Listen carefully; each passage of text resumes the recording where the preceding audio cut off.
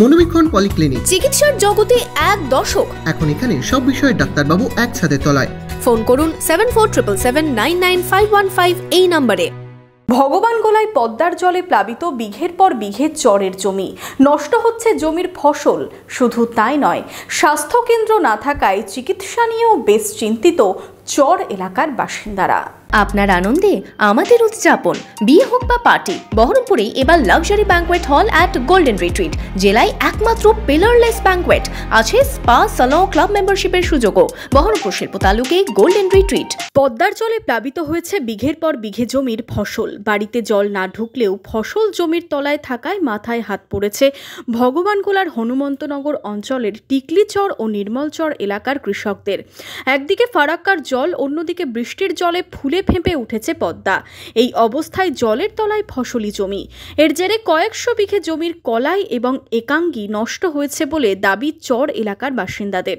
শুধু তাই নয়, স্বাস্থ্যকেন্দ্র না থাকায় চিকিৎসা নিয়েও বেশ চিন্তিত চর এলাকার বাসিন্দারা।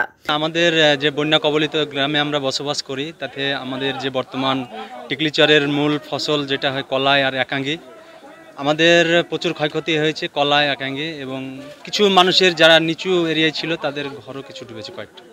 রাস্তাঘাট এবং ইলেকট্রিকের কি প্রবলেম? আপাতত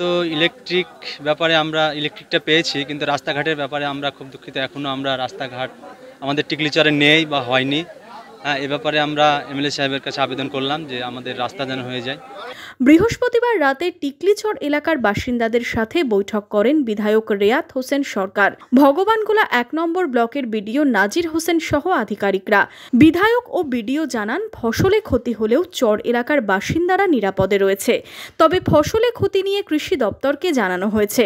এখানে মূলত যে চাষটা হয়, কালো কলাইয়ের চাষটা এবং একানি যে চাষটা হয়, সেই চাষটা সেই ফসলের উপরে কিন্তু এখানকার মানুষের জীবন জীবিকা কিন্তু বেঁচে থাকে, আর সেটাই কিন্তু আজকে ক্ষতিগ্রস্ত।